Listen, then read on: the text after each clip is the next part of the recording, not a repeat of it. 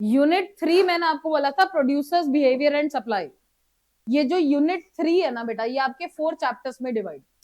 Unit 3 is producers behaviour and supply, और ये हमारा 4 चैप्टर्स में डिवाइड है। 13 मार्क्स की टोटल यूनिट है 40 में से, तो मतलब मेन यूनिट ये है।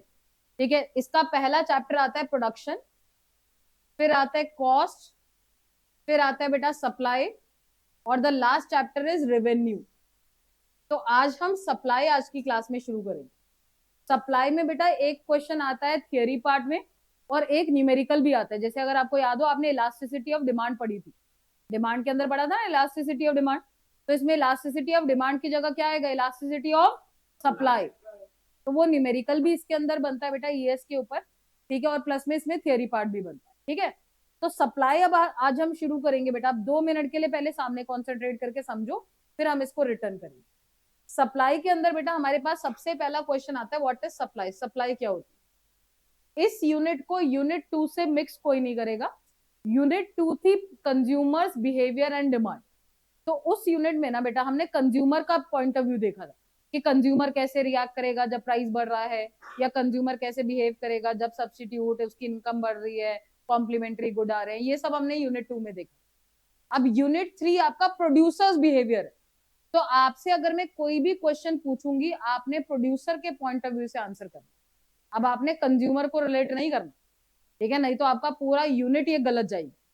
ठीक है, आपको कोई भी क्वेश्चन अगर पूछा जाए तो आपने एज अ प्रोड्यूसर आंसर देना है कि अगर मैं प्रोड्यूसर होता तो मैं क्या करता। ठीक है, आपने कंज्यूमर का नहीं सोचना कि उसको बेनिफिट है लॉस, सिर्फ आप अपना देखो कि प्रोड्यूसर कैसे रिएक्ट करेगा, क्योंकि सप्लाई कौन करती है, फर्म्स करती है, प्रोड्यूसर्स करती है। तो हमने प्रोड्यूसर्स का बिहेवियर इस टॉपिक के अंदर पढ़ा। तो सबसे पहला क्वेश्चन हमारे पास आता है, व्हाट इज सप्लाई। सप्लाई क्या होती है। अब अगर आपको याद हो तो व्हाट इज डिमांड, तो डिमांड आपने पढ़ी। ठीक है, डिमांड में मैंने आपको बोला था कि जब कंज्यूमर शॉप पे जाता है तो पहली चीज वो क्वांटिटी मेंशन करता है कि 10 kg शुगर चाहिए, दिस इज क्वांटिटी। उसके बिहाफ में वो प्राइस पे करता है, उसका जो भी प्राइस होगा वो पे करेगा। और पीरियड ऑफ टाइम भी डिमांड को अफेक्ट करता है, मैंने आपको बताया था। पीरियड ऑफ टाइम का मतलब कई चीजें होती है जो शॉर्ट रन में डेली कंज्यूम की जाती है, जैसे ब्रेड बटर, और कई चीजें होती है जो लॉन्ग रन में खरीदी जाती है। ठीक है, तो डिमांड के हमने 3 एलिमेंट पढ़े थे, क्वांटिटी, प्राइस और period of time. Same supply है बेटा, बट सप्लाई में कंज्यूमर की जगह क्या आएंगे, प्रोड्यूसर्स आएंगे। ठीक है, बाय की जगह क्या आएगा, सेल आएगा, क्योंकि कंज्यूमर बाय करता है और प्रोड्यूसर क्या करता है, सेल करता है। तो हम कहते हैं सप्लाई होती है quantity which a producer is willing to sell, जो प्रोड्यूसर बेचना चाहता है। ठीक है, supply refers to the quantity of commodity which a producer is willing to sell at different prices. Price के आगे वर्ड लगता है डिफरेंट, क्यों, क्योंकि प्राइस अलग अलग होते हैं, आपको पता है। और पीरियड ऑफ टाइम के आगे वर्ड लगता है गिवन। गिवन का मतलब मैंने आपको बताया था कांस्टेंट होता है। जो चीज आप डेली बेचोगे वो डेली ही बेचोगे। जैसे एग्जांपल, फॉर एग्जांपल, अगर मैं सपोज करो ब्रेड की प्रोड्यूसर हूँ, तो ब्रेड तो डेली कंज्यूम की जाती है, तो मैं मेरे उसकी सप्लाई भी क्या करूंगी, डेली बेसिस पे करूंगी। ठीक है, क्या कोई प्रोड्यूसर ऐसे करेगा 5 साल बाद ब्रेड बेच रहा है फिर उसके 10 साल बाद बेच रहा है, ऐसा तो नहीं करेगा, क्योंकि ब्रेड की डिमांड डेली होती है तो सप्लाई भी डेली होती है। ठीक है, तो ये जो पीरियड ऑफ टाइम है ना वो हमेशा कांस्टेंट रहता है। जो चीज आप शॉर्ट रन में सेल करते हो वो शॉर्ट रन में करोगे, जो लॉन्ग रन में बेचते हो वो लॉन्ग रन में बेचोगे। जैसे अगर कार बाइक्स का एग्जांपल लूं बेटा, तो कार बाइक्स फर्नीचर इनकी डिमांड भी लॉन्ग रन में होती है, तो इनकी सप्लाई भी कब होती है, लॉन्ग रन में होती है। ठीक है, ये चीज ध्यान में रखना। तो सप्लाई होती है quantity which a producer is willing to sell at different prices in a given period of time. Supply वो क्वांटिटी है जो प्रोड्यूसर बेचना चाहता है अलग अलग प्राइजेस पे, डिफरेंट प्राइजेस पे। ठीक है, in a given period of time. Time period हमेशा बेटा कांस्टेंट रहेगा, ये ध्यान देना, क्योंकि जो चीज आप डेली बेचते हो वो डेली बेचोगे। वेजिटेबल वेंडर्स जो होते हैं वो डेली सेल करते हैं, तो उनकी सप्लाई भी डेली होगी। ठीक है, जो लॉन्ग रन में बेचते हैं उनकी सप्लाई लॉन्ग रन में होगी। तो टाइम पीरियड के आगे हमेशा वर्ड गिवन लगेगा, और प्राइस के आगे हमेशा डिफरेंट लगेगा। प्राइस वैरी होते हैं इसलिए उसके आगे वर्ड हम डिफरेंट यूज करते हैं। टाइम पीरियड कांस्टेंट होता है इसलिए उसके आगे हम वर्ड गिवन यूज करते हैं। ठीक है भाई, तो अब मैं आपसे डेफिनेशन पूछने वाली हूँ। अगर मैं पूछूं सप्लाई के कौन कौन से एलिमेंट्स होते हैं, तो 3 एलिमेंट्स है बेटा, क्वांटिटी है, प्राइस है, पीरियड ऑफ टाइम। ठीक है, 3 एलिमेंट्स है सप्लाई। लिखेंगे अभी हम ये सब कुछ, ठीक है, पहले मेरे साथ साथ लर्निंग करनी है अच्छे से। तो मैंने आपको बताइए what is supply. Supply refers to quantity which a producer is willing to sell at different prices in a given period of time. Repeat करोगे, supply refers to quantity of commodity, quantity नहीं, quantity of commodity, मतलब किसी भी commodity की quantity. जैसे sugar is a commodity, उसकी आप कितनी क्वांटिटी बेचना चाहते हो, तो supply is the quantity of commodity which a producer is willing to sell at different in a given, this is ये सप्लाई की डेफिनेशन। और अगर मैं पूछूं एलिमेंट्स ऑफ सप्लाई, तो first is quantity, second price, तीसरा पीरियड ऑफ टाइम। तीनों में से एक भी मिस करा तो डेफिनेशन रॉन्ग। ठीक है भाई, सप्लाई की डेफिनेशन याद होगी एक last time. Supply refers to quantity of commodity which a producer is willing to at different in a given period of, this is supply. ठीक है बेटा, अब आगे हमारे पास क्वेश्चन आएगा फैक्टर्स अफेक्टिंग सप्लाई। सप्लाई को कौन कौन से फैक्टर्स अफेक्ट करते हैं, तो बहुत सारे फैक्टर्स होते हैं बेटा जो किसी भी प्रोड्यूसर्स की सप्लाई को अफेक्ट करते हैं। पहले क्वेश्चन शुरू करो, लिखो फर्स्ट क्वेश्चन, सप्लाई चैप्टर की हेडिंग डाल देना। फर्स्ट क्वेश्चन लिखो, define supply, define supply, explain the factors affecting supply, explain the factors.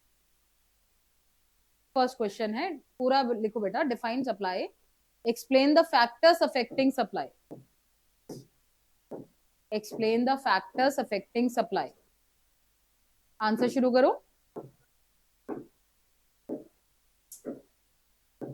Answer लिखो बेटा, supply refers to, supply refers to, बोलो, the quantity of commodity, supply refers to the quantity of commodity which a producer is, supply refers to the quantity of commodity which a producer is, बोलो आगे complete करो, willing to sell, which a producer is willing to sell at different prices, at different prices in a given period of time, at different prices in a given period of time,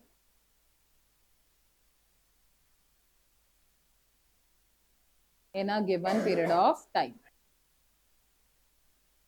done by. Supply की definition में किसी से भी individually भी पूछूंगी, तो learning पूरा chapter मेरे साथ साथ करोगे। ठीक है, ब्लैंक फिल करें। Supply refers to quantity of commodity which a producer is willing to at different in a given, this is supply. अब आगे हमने अटैच क्वेश्चन लिखा है फैक्टर्स अफेक्टिंग सप्लाई, तो नेक्स्ट लाइन में हेडिंग डालो फैक्टर्स। सप्लाई को कौन कौन से फैक्टर्स अफेक्ट करते हैं, अब फैक्टर्स की हेडिंग डाल के अब 2 मिनट सामने देखेंगे। सप्लाई को बेटा जो फर्स्ट फैक्टर अफेक्ट करता है ना, वो होता है प्राइस ऑफ कमोडिटी। अगर आपको याद हो, डिमांड को भी पहला फैक्टर यही अफेक्ट करता था, price of commodity. But demand में कंज्यूमर का पॉइंट ऑफ व्यू और सप्लाई में प्रोड्यूसर का पॉइंट ऑफ व्यू देखना। ठीक है, मैंने आपको पहले ही बता दी, क्योंकि अब सारे फैक्टर मैं आपसे पूछूंगी, आपने एज अ प्रोड्यूसर बिहेव करना है। ठीक है, तो अगर सपोज करो आपकी कमोडिटी का प्राइस बढ़ रहा है, आपको प्रॉफिट है लॉस है? आप प्रोड्यूसर हो ना, तो आपको प्रॉफिट है, तो आप उसकी सप्लाई क्या करोगे? इंक्रीज। प्राइस कम हो रहा है, आपको लॉस है, तो आप सप्लाई विल डिक्रीज। इसे कहते हैं डायरेक्ट रिलेशन। डायरेक्ट का मतलब होता है बेटा सेम डायरेक्शन में जा रहा है। देखो, एक बढ़ रहा है तो दूसरा भी बढ़ रहा है, एक कम हो रहा है तो दूसरा भी कम हो रहा है। तो प्राइस और सप्लाई में कौन सा रिलेशन है? Direct relation. तो अब इसको इलाबोरेट कैसे करेंगे? With increase in price of commodity, supply of commodity increases. With fall in price of commodity, supply of commodity decreases. So there is a कौन सा relation? Direct relation between price and supply. ठीक है, price और supply में direct relation. Clear हो गया बेटा? पीछे क्लियर है बेटा? तो फर्स्ट फैक्टर हेडिंग डालो, price of commodity, price of commodity, underline करो, हाइफन लगाओ। With increase in price of commodity, with increase in price of commodity, comma लगाओ, supply of commodity with increase in price of commodity, supply of commodity बोलो increases, supply of commodity increases, and vice versa लिख लो, statement reverse कर दोगे ना, paper में कभी vice versa use नहीं करते, पूरी स्टेटमेंट उल्टा लिखना पड़ेगा, with fall in price of commodity supply of commodity decreases, ठीक है ना, तो अभी लिख दो वाइस वर्सा ताकि टाइम बच जाए हमारे, ठीक है, पेपर के अंदर नहीं, स्टेटमेंट रिवर्स कर दो, फुल स्टॉप लगा के लिख दो, देयर इज, नहीं इसी में कंटिन्यू करो, देयर इज रिलेशन बोलो कौन सा है, direct relation, there is direct relation between price and supply of commodity. There is direct relation between price and supply of commodity. ठीक है, प्राइस सप्लाई में डायरेक्ट रिलेशन। अब इसका कर्व बनाएंगे, करो बेटा, लेबलिंग करो मेरे साथ, origin X Y, X axis पे सप्लाई आती है, जैसे उसमें डिमांड आती थी बेटा, और वाई पे हमेशा प्राइस आता है, और ये दिमाग में रखना है, प्राइस को पी से डिनोट करते हैं, और सप्लाई की डेफिनेशन याद है, supply refers to quantity of commodity, quantity को क्यू से डिनोट करते हैं, तो supply is denoted by Q, price is denoted by P, ठीक है, तो पहले एक नॉर्मल प्राइस लेंगे, देखो प्राइस हमने पी ले लिया, सप्लाई हमने क्यू ले ली, कि पी प्राइस पे सप्लाई क्यू हो रही, अब मैं प्राइस बढ़ा रही हूँ, कोई भी चीज बढ़ेगी तो 1 से डिनोट करते, कम होगी तो 0, 0 पहले आता है 1 बाद में आता है, तो बढ़ेगी तो 1, कम होगी तो 0, तो मैं प्राइस बढ़ा रही हूँ P से P1, अच्छा प्राइस बढ़ता है तो प्रोड्यूसर को प्रॉफिट है, यस और नो, तो सप्लाई विल, तो ये Q से आगे जाएगी पीछे, Q1 unit will be same, ये P1 ली है तो ये Q, ऐसे बनाओगे डॉटेड, ऐसी अगर मैंने प्राइस कम करा बेटा P0, प्राइस कम होगा तो सप्लाई भी कम होगी, तो ये पीछे जाएगी Q से Q0, यूनिट सेम होनी चाहिए, ये 0 तो ये भी 0, जो 1 है वो भी 1,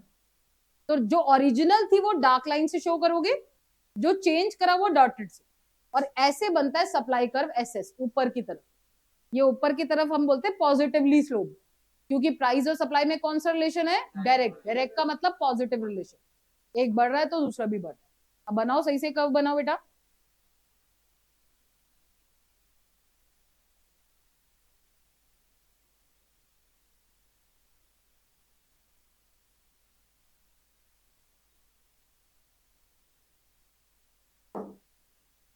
ऐसे से सप्लाई कर्व बिल्कुल पॉजिटिवली स्लोप स्ट्रेट लाइन बनाओगे उसको, ओरिजिन से टच नहीं करेगी, ध्यान में रखना बेटा,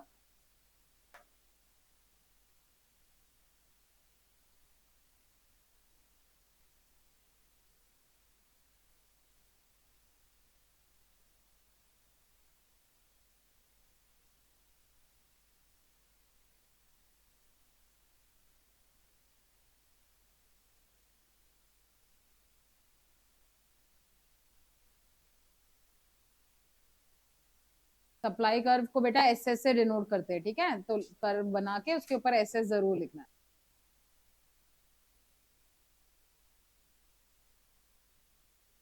ये माधव ओरिजिन को टच नहीं करेगा, तो इतना नीचे लेके आ गया था, ठीक है, ध्यान रखना है इसका,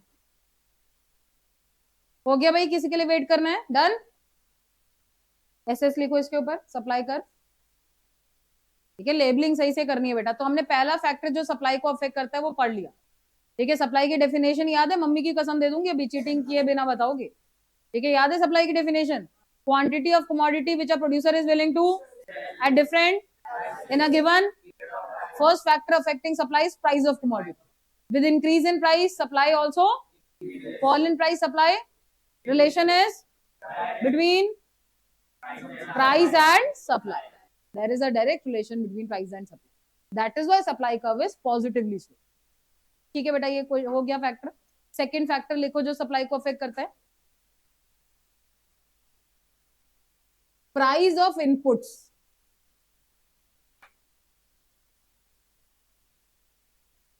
अंडरलाइन करना, हाइफन लगाओ बेटा, प्राइस ऑफ इनपुट्स, ठीक है, अब सामने देखो 2 मिनट के लिए, ठीक है, हेडिंग डाल के। इनपुट्स पहले अब मुझे आप बताओगे कि कौन से इनपुट्स होते हैं जो प्रोड्यूसर यूज करते हैं।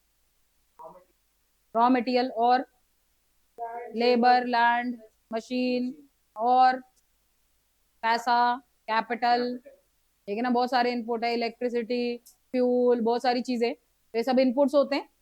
ठीक है, मेन अगर मैं बोलूँ तो लैंड, लेबर, कैपिटल, एंटरप्रेन्योर, ये तो लगता ही लगता है, प्लस में रॉ मटेरियल भी लगेगा लगेगा। ठीक है, इनके बिना तो प्रोडक्शन हो ही नहीं सकता। बना दो भैया। ठीक है, तो ये सारी चीजें लगेंगी लगेंगी। तो अगर मैं लैंड को यूज कर रही हूँ बेटा, तो लैंड को यूज करने के बदले वी पे व्हाट, रेंट। लेबर को यूज करने के बदले वी पे व्हाट, वेजेस, लेबर पे वेजेस देते। कैपिटल, मनी, इसको यूज करने के बदले वी पे व्हाट, इंटरेस्ट। बैंक से पैसा लिया तो बैंक को क्या दोगे, इंटरेस्ट। ओनर की इनकम क्या होती है, एंटरप्रेन्योर की इनकम इज प्रॉफिट। तो अगर मैं ये चार चीजें मैंने अपने बिजनेस में लगाई है ना, तो इन चारों को मैं पे भी करूंगी, ये सब चीज फ्री में तो नहीं लगेगी, रेंट भी दूंगी, वेजेस भी दूंगी, कैपिटल भी, इंटरेस्ट, प्लस मैं रॉ मटेरियल भी यूज करूंगी, ये भी इनपुट है आपका। सपोज करो इन सब चीजों का प्राइस बढ़ गया, रॉ मटेरियल भी महंगा हो गया, फैक्टर ऑफ प्रोडक्शन भी महंगे हो गए, आपको प्रॉफिट है लॉस है, लॉस, तो सप्लाई विल डिक्रीज। ये सब महंगे हो गए का मतलब बेटा कॉस्ट ऑफ प्रोडक्शन बढ़ गई। कॉस्ट ऑफ प्रोडक्शन का मतलब होता है प्रोडक्ट को बनाने की cost, manufacturing cost. When price of inputs increases, cost of production also increases, so supply of commodity decreases. आपने बेटा क्या करना है, कोई भी फैक्टर आए आपके पास प्राइस को छोड़ के, तो हर फैक्टर को इससे जरूर रिलेट करना है, क्योंकि प्रोड्यूसर जब भी प्रोडक्शन करता है ना, तो वो ये चीज देखता है कॉस्ट ऑफ प्रोडक्शन, कि प्रोडक्ट को बनाने का खर्चा कितना पड़ रहा है। अगर ये महंगा हो रहा है तो वो सप्लाई कम करता है, कम हो रहा है तो वो सप्लाई बढ़ाता है। तो अगर इनपुट के प्राइस बढ़ेंगे तो कॉस्ट ऑफ प्रोडक्शन बढ़ेगी, तो सप्लाई क्या हो जाएगी, कम हो जाएगी। इनपुट कब सस्ते हो गए तो कॉस्ट ऑफ प्रोडक्शन क्या होगी, डिक्रीज, तो सप्लाई विल इंक्रीज। समझ आ गया फैक्टर भी, अक्षर क्लियर है बेटा। ठीक है भाई, अब एक फैक्टर इसके साथ ही मैं ले लेती हूँ, अभी समझ आ जाएगा मुझे कि आपको कितना है। नेक्स्ट फैक्टर जो सप्लाई को अफेक्ट करता है बेटा, वो होता है टैक्सेशन पॉलिसी। हाँ भाई, गवर्नमेंट को टैक्स देने पड़ते हैं, यस और नो, यस। तो प्रोड्यूसर्स को भी हम लोग भी पे करते हैं बेटा, जैसे हम लोग अपनी इनकम में से आपके पेरेंट्स इनकम टैक्स पे करते हैं। ठीक है, और हम आप लोग इधर उधर खाने जाते हो तो आप जीएसटी भर के आते हो, ठीक है ना, सर्विस टैक्स देते हो, ठीक है, तो बहुत सारे टैक्स है, डायरेक्ट टैक्स भी होता है, इनडायरेक्ट भी होता है। वैसे ही प्रोड्यूसर भी पे करता है, सेल्स के ऊपर सेल्स टैक्स पे करता है, ठीक है, और एक्सपोर्ट इम्पोर्ट पे भी देता है कस्टम ड्यूटी, एक्साइज ड्यूटी, ठीक है ना, और प्रोडक्शन करने के ऊपर आपने सुना होगा वैट, सुना है, वैल्यू एडेड टैक्स, ठीक है, वो भी पे करता है। तो आप पिक्चर देखने जाते हो तो आप टैक्स दे के आते हो, क्या बोलते हो उस टैक्स को, एंटरटेनमेंट टैक्स, ठीक है। तो इतने टैक्स तो हम लोग भी पे करते हैं डेली, तो ऐसे प्रोड्यूसर को भी सारे टैक्स पे करने पड़ते हैं। अच्छा सपोज करो टैक्सेस बढ़ गए, हम्म, तो आपको प्रॉफिट है लॉस है, लॉस है, यानी टैक्सेस बढ़ गए तो cost of production increase, product को बनाने की कॉस्ट महंगी पड़ेगी ना आपको, मेरे को टैक्स सरकार को ज्यादा देने पड़ रहे हैं, तो मेरे को तो नुकसान है, मेरी कॉस्ट ऑफ प्रोडक्शन बढ़ेगी, then supply of commodity decreases. Taxes कम होंगे तो कॉस्ट ऑफ प्रोडक्शन कम होगी, देन सप्लाई विल इंक्रीज। समझ आया, तो हर फैक्टर को किससे रिलेट करना है, कॉस्ट ऑफ प्रोडक्शन, क्योंकि प्रोड्यूसर यही देख। ठीक है, तो अब लिखते हैं दोनों फैक्टर, लिखो, शुरू करो। Next factor, price of inputs, price of input setting डाल दी थी, हाँ अंडरलाइन करो, हाइफन लगाओ। A rise in price of raw material, a rise in price of raw material and payment made to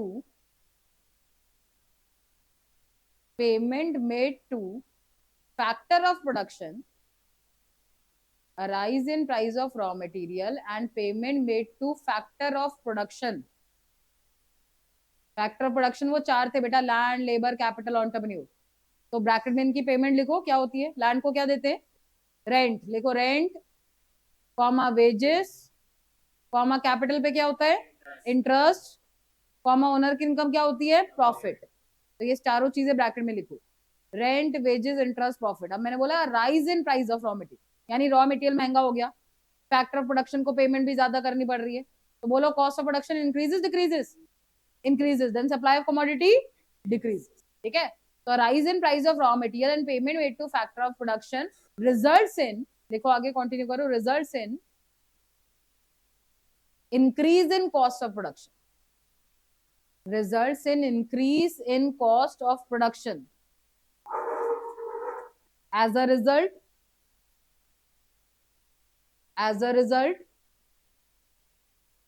supply of commodity, bolo, decreases. As a result, supply of commodity decreases and vice versa. Ishita अटक गई कहीं पे, कहां पे अटकी है?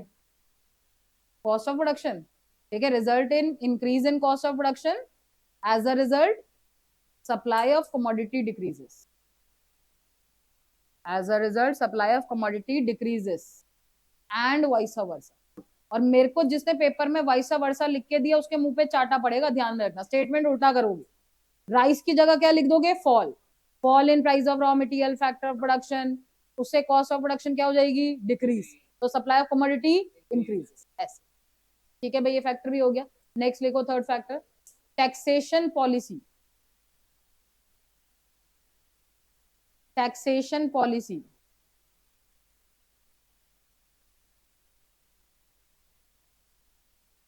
लिखो arise in, taxation policy underline करो बेटा, हाइफन लगा के लिखो, arise in taxes on sales, output, export, etc. Arise in taxes on sales, output, export, etc. तो प्रोड्यूसर को जैसे सेल्स पे कौन सा टैक्स देगा? Sales tax. आउटपुट का मतलब प्रोडक्शन, वैट, उस पे वैट देगा। ठीक है, और एक्सपोर्ट पे, इंपोर्ट पे आपको होता है custom duty, excise duty. Export पे एक्सपोर्ट ड्यूटी पे करनी पड़ती है, वो भी टैक्स होता है। तो ये टैक्सेस बढ़ गए, बोलो cost of production increases decreases? Increases, तो सप्लाई ऑफ कमोडिटी डिक्रीज। ठीक है, देखो आगे, results in increase in cost of production, results in increase in cost of production. As a result, supply of commodity decreases.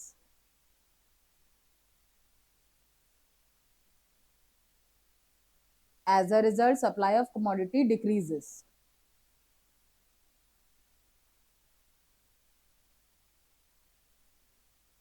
हो गया? नीचे हो गया? तो अब मुंडी ऊपर करोगे, मम्मी की कसम है चीटिंग कोई नहीं करेगा, कोई अटका है तो बता दो, एंड वाइस वर्सा कर दिया, स्टेटमेंट रिवर्स कर दोगे, हर उसका स्टेटमेंट आप रिवर्स करके लिखोगे। हाँ, हर पॉइंट का, तो ये मैं बार बार नहीं बोलूंगी, वाइस वर्सा जरूर करना। ठीक है भाई, अब सामने देखो जरा, सप्लाई की डेफिनेशन पड़ी थी, supply is the quantity which a producer is willing to sell at different in a given, first factor affecting supply is price of commodity, with increase in price supply increases, with fall in supply price supply decreases, relation is between price and supply, price supply में direct relation. दूसरा हमने पढ़ा price of inputs, inputs महंगे हो गए, cost of production will increase, तो supply will decrease and vice versa. फिर हमने पढ़ा टैक्सेशन पॉलिसी, टैक्सेस बढ़ गए, cost of production will increase, तो supply will decrease and vice versa. ठीक है बेटा, नेक्स्ट लिखो, next factor, change in technology, change in technology. देखो यार, फर्म ना दो तरीके की टेक्निक यूज करता है, 2 मिनट लिख के सामने देखना, या तो आप एडवांस टेक्नोलॉजी यूज करोगे, या आप ऑब्सोलीट, ऑब्सोलीट का मतलब क्या होता है? घटिया, पुरानी, बेकार, ठीक है, आउटडेटेड, दैट इज ऑब्सोलीट। ठीक है, तो या तो मैं पुरानी आउटडेटेड टेक्नोलॉजी ऑब्सोलीट यूज करूंगी, या मैं अभी जो लेटेस्ट है एडवांस टेक्नोलॉजी वो यूज करूंगी। आपकी कॉस्ट ऑफ प्रोडक्शन, अगर मैं एडवांस टेक्नोलॉजी यूज कर रही हूँ, कॉस्ट ऑफ प्रोडक्शन में इंक्रीज की डिक्रीज? अच्छा एडवांस टेक्नोलॉजी होगी तो क्या वेस्टेज होगी? नहीं होगी ना। तो आपको बेनिफिट है लॉस है? बेनिफिट है ना। यानी अगर आप एडवांस टेक्नोलॉजी यूज करोगे तो cost of production will decrease, तो supply will increase. Obsolete technology होगी, घटिया टेक्नोलॉजी है बेटा, तो वेस्टेज ज्यादा करी, तो cost of production will increase, तो सप्लाई विल डिक्रीज। समझ आए फैक्टर भी? ठीक है, लिखो अब, इलाबोरेट करो। Use of advance technology, use of advanced technology results in decrease in cost of production, results in decrease in cost of production. As a result, supply of commodity, बोलो बेशर्मो, answer पूछ रही हूँ। As a result supply of commodity, फिर नहीं बोल रहे हो, मैंने डंडे मारूंगी। एडवांस टेक्नोलॉजी यूज कर रहे हो, कॉस्ट ऑफ प्रोडक्शन क्या हो रही है? कम हो रही है, तो सप्लाई ऑफ कमोडिटी, तो बोल क्यों नहीं पा रहे थे? देखो, as a result supply of commodity increases. इसको वाइस वर्सा मत लिखो, अपोजिट स्टेटमेंट भी लिखवा देती हूँ मैं, ठीक है, क्योंकि कहीं भूल जाओगे ऑब्सोल्यूट वर्ड। तो लिखो, नेक्स्ट लाइन में लिखना, a use of obsolete technology, a use of obsolete, LETE, obsolete technology results in, बताना कॉस्ट ऑफ प्रोडक्शन बढ़ेगी कम होगी? बढ़ेगी। Results in increase in cost of production, results in increase in cost of production.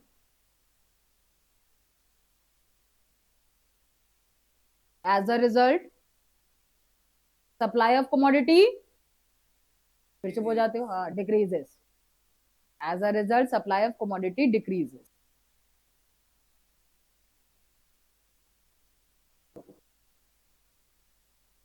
ठीक है बेटा। ऐसी next factor हमारे पास आता है, देखो, ऑब्जेक्टिव ऑफ फर्म। अच्छा सपोज करो आप इसी साल नए नए प्रोड्यूसर हो, मार्केट में आए हो, नया नया प्रोडक्ट लॉन्च करा है, नया नया नया नया तो सब अच्छा लगता है, आपको पता है ना। तो आप नए नए प्रोड्यूसर हो, मार्केट में आए हो, ठीक है। आपका सबसे पहला ऑब्जेक्टिव क्या होगा? प्रॉफिट। और बाकी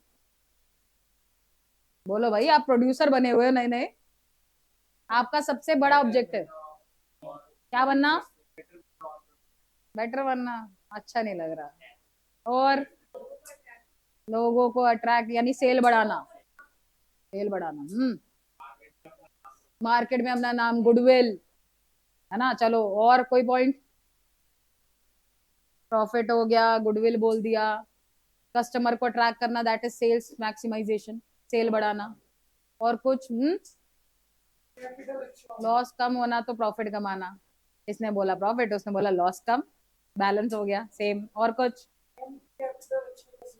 कैपिटल, ये तुम वर्ड ही चेंज करे जा रहे हो क्या? प्रॉफिट, कैपिटल, लॉस कम, प्रॉफिट ज्यादा, सब समझ आ गया। Cost of production come, profit ज्यादा, ठीक है ना। रहने दो बस, तुमने सही पॉइंट बताए।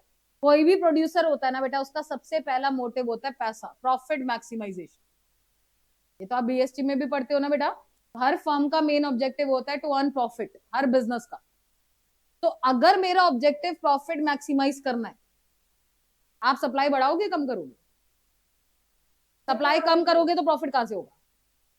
प्रॉफिट कमाना चाहते हो तो सप्लाई इंक्रीज होगी डिक्रीज होगी? इंक्रीज होगी। ठीक है, अगर आपका ऑब्जेक्टिव प्रॉफिट मैक्सिमाइजेशन नहीं है, ठीक है, फिर आप सप्लाई क्या करोगे? कम करोगे। कई फर्म्स होती है बेटा ऐसी, कई फर्म्स होती है जो मार्केट में ना जबरदस्ती खुल के बैठी होती। अब आप कहोगे ऐसी कौन सी फर्म है कि जबरदस्ती बैठी हुई है? अब कई फर्म्स होती है बेटा जो गवर्नमेंट को टैक्स से बचने के लिए वो क्या करती है, नई नई अपनी ब्रांचेस में जो है इन्वेस्टमेंट कर देती है, नया प्रोडक्ट लेके मार्केट में बैठ जाती है, फिर चल रहा है चाहे नहीं चल रहा है उनको कोई दिक्कत नहीं होती। रीजन उनको सरकार को टैक्स कम पे करना पड़ रहा है।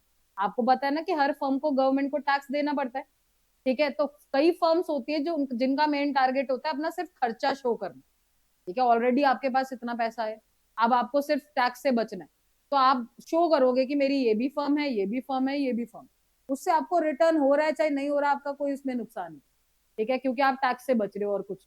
तो ऐसी भी कई फर्म्स होती है मार्केट के अंदर, ठीक है, जो सिर्फ इसलिए सर्वाइव करती है कि यार गवर्नमेंट को दिखाना है कि गवर्नमेंट को हमने एक्सपेंस करने, ताकि हम सरकार से टैक्स की चोरी कर पाए।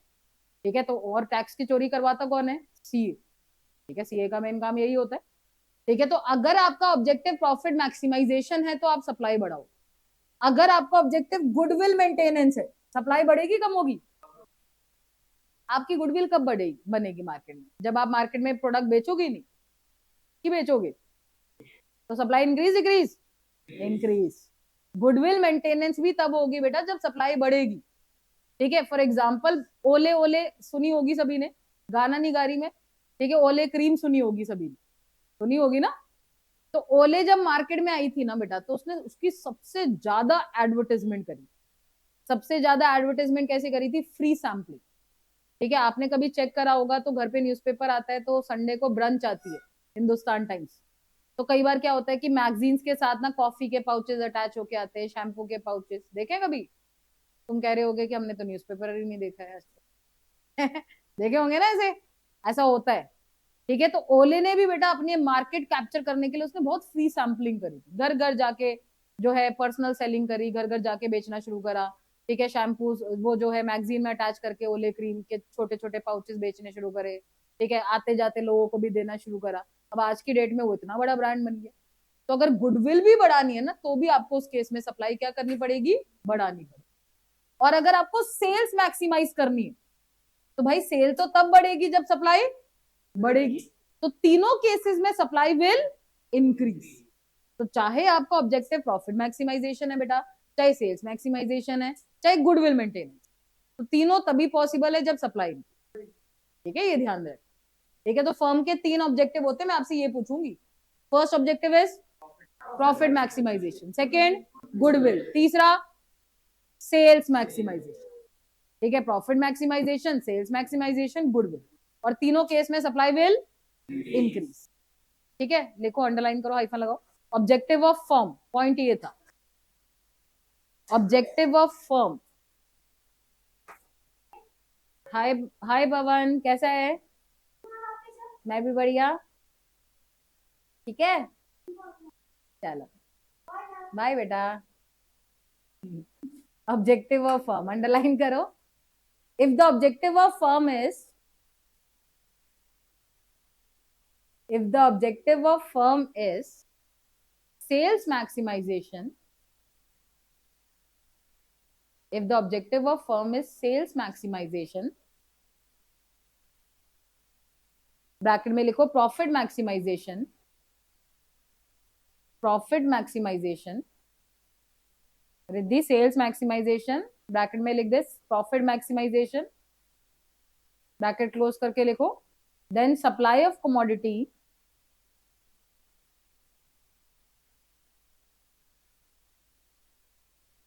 बोलो, कंप्लीट करो, then supply of commodity increases. Next line में लिखो, if the objective of firm is, next line में, if the objective of firm is goodwill maintenance, if the objective of firm is goodwill maintenance, then supply of commodity also bolo increases. If the objective of firm is goodwill maintenance, then supply of commodity also increases. ठीक है, तो 3 objective है, profit maximisation, sales maximisation, goodwill maintenance. तीनों case में बेटा दिमाग में रखना सप्लाई बढ़ी। ठीक है भाई, नेक्स्ट लिखो, change in price of, change in price of other related good. Next point बेटा, change in price of other related good, change in price of other related good. अब इसको ध्यान से समझना, क्योंकि इंडिविजुअल आंसर पूछूंगी, यहां से शुरू करूंगी मन से फिर से, एक एक करके यस नो आंसर करना। ठीक है, अदर रिलेटेड गुड का मतलब, सपोज करो मेरी फर्म है, आपकी फर्म है, क्योंकि अभी आप ही प्रोड्यूसर बने हुए हो, आपकी फर्म है, आप 2 गुड्स का प्रोडक्शन कर रहे हो, गुड एक्स और गुड वाई। जैसे कोलगेट और पेप्सोडेंट ऐसे करके ले सकते हो। ठीक है, आप कोई भी 2 गुड्स बना रहे, मोमोज चाउमीन भी ले सकते हो अगर आपको भूख लग रही है, तो जो आपकी मर्जी है। ठीक है, तो आप 2 गुड्स का प्रोडक्शन कर रहे हो, एक्स और वाई। मार्केट में एक्स का प्राइस बढ़ गया, ओहो एक्स का प्राइस तो हमेशा बढ़ता है। ठीक है, तो मार्केट में एक्स का प्राइस बढ़ गया बेटा, माधव किसकी सप्लाई बढ़ाएगा, एक्स की वाई? जल्दी। एक्स की, मन सिफर पीछे। मार्केट में एक्स का प्राइस बढ़ गया, अब ये नहीं अपनी अपनी एक्स का नाम सोचो। ठीक, सप्लाई किसकी बढ़ेगी? वाई की। रिद्धि, एक्स। रिद्धि, तूने भी एक्स बोला है? हाँ पीछे गजल, सबको एक्स याद आ रही है। साहिल, दोनों? ऐसा कोई ऑप्शन ही नहीं है, ऑप्शन इज एक्स और Y. Y Y Y Y Y Y Y Y Y, हाँ एक्स एक्स वाई, वाई वाले वाई वाई, ये पूछ रही हूँ वाई वाई, वाई वाई नहीं बोल रही मैं। ठीक है, तो इसलिए आप वाई की सप्लाई बढ़ाओगे। मार्केट में सुनो मेरी बात, आपने कैसे इस, पहले तो मुझे बताओ इस चैप्टर में आपने किसका पॉइंट ऑफ व्यू देखना है, प्रोड्यूसर की कंज्यूमर? क्या आपने कंज्यूमर को कहीं पे रिलेट करना है? नो। मार्केट में किसका प्राइस बढ़ा है? एक्स का। आपको प्रॉफिट है लॉस है? किस में प्रॉफिट है, एक्स में वाई में? तो आप किसकी सप्लाई बढ़ाओगे? एक्स की। वाई की उल्टा कम कर दोगे बेटा, वाई से भी सारे रिसोर्सेस किस में लगा दोगे? एक्स में, और एक्स की सप्लाई तेजी से बढ़ा दो। ठीक है, जैसे अगर आपको याद हो कोविड के टाइम पे मास्क, सैनिटाइजर, इनके बिजनेस सबसे नंबर 1 पे जा रहे थे। ठीक है, इनका प्राइस भी बढ़ रहा था और इनकी सप्लाई भी क्या हो रही थी? बढ़ रही थी, क्योंकि प्रोड्यूसर को उसमें प्रॉफिट था भाई। तो जिसका प्राइस बढ़ता है बेटा, प्रोड्यूसर उसकी सप्लाई बढ़ाता है, क्योंकि आपने पहला फैक्टर ही पढ़ा है कि when price increases supply also increases. तो ये नहीं कि एक्स की है तो फिर वाई में चले जाओ, भाई जिसका प्राइस बढ़ रहा है, अगर टीचर बोलेगी ए और बी 2 प्रोडक्ट है, ए का प्राइस बढ़ गया, किसकी सप्लाई बढ़ाओगे? ए की, क्योंकि उसका प्राइस बढ़ा। ठीक है भाई, ये होता है प्राइस ऑफ अदर रिलेटिव, जिस गुड का प्राइस बढ़ेगा उसकी सप्लाई बढ़ाएगा। ठीक है, चलो लिखो, अंडरलाइन करो, हाइफन लगाओ, इसको एग्जाम्पल से बताएंगे। ठीक है, लिखो अंडरलाइन करके हाइफन लगा के, फॉर एग्जाम्पल, सीधा फॉर एग्जाम्पल लिखो, बस हाँ एक लास्ट फैक्टर रह गया। For example, if a firm is producing, if a firm is producing 2 goods, X and Y, if a firm is producing 2 goods, X and Y, with all its resources and technology, if a firm is producing 2 goods, X and Y, with all its resources and technology, full stop. If price of X increases, resources and technology, full stop लगा के लिख, if price of X increases, comma लगाओ, the firm will divert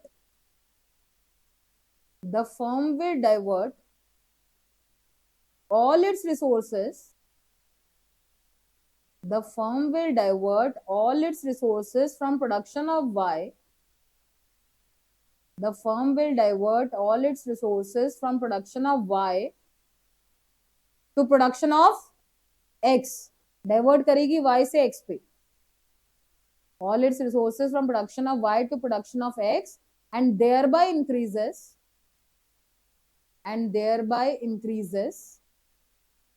the supply of X,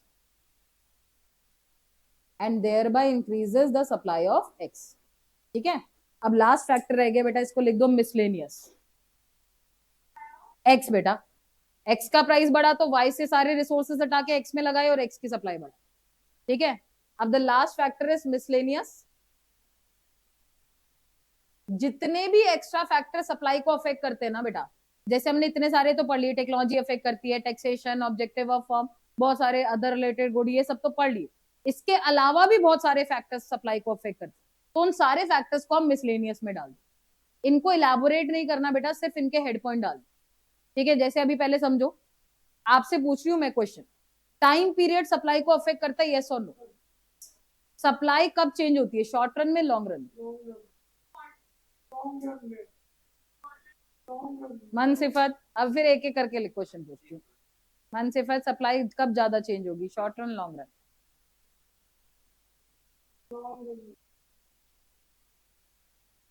ये long shot है, ये क्या हो रहा है? क्लिप नहीं मारना, फिर सोच के रख। हाँ, इधर से शुरू करें, चलो। शॉर्ट में Uday, long, long, Pradeep, long, no comment, ऐसा कोई कमेंट नहीं चाहिए मुझे। विशाखा, अक्षत, यार ये क्या है, ये क्या आबरा कर आबरा थोड़ा ना करना है। गजल, साहिल, हाँ भाई, गीतिका, गीतिका मैंने क्वेश्चन क्या पूछा है?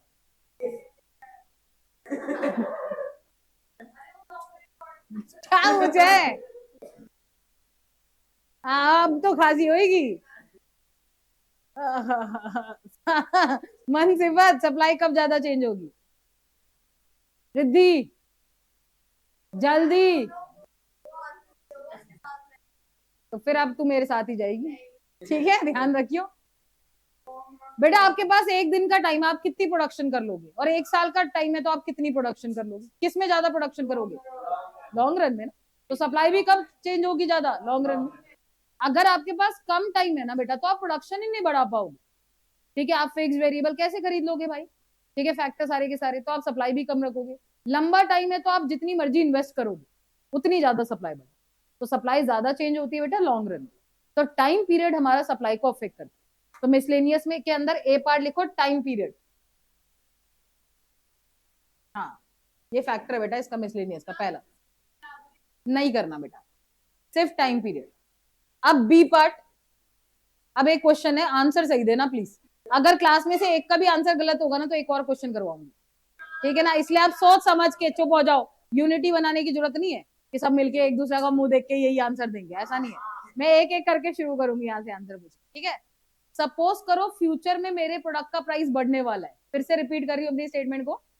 आप, मैं तो प्रोडक्ट नहीं बना रही, अभी तो आप ही प्रोड्यूसर बने बैठे हो, ठीक है। तो सपोज करो फ्यूचर में जो आप प्रोडक्ट बना रहे हो उसका प्राइस बढ़ने वाला है, ठीक है ना। हाँ, आपको पता है कि बढ़ने वाला है, तो आप अभी उसकी सप्लाई क्या करोगे? मन से फर्क, एक मिनट, डिक्रीज। विशाखा जल्दी, हाँ भाई, इंक्रीज। अक्षत, अक्षत, गजल, साहिल, पीछे, प्रथम, इधर उदय,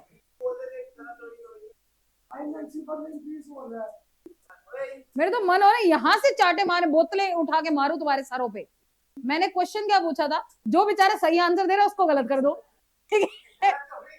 सुना मेरी बात,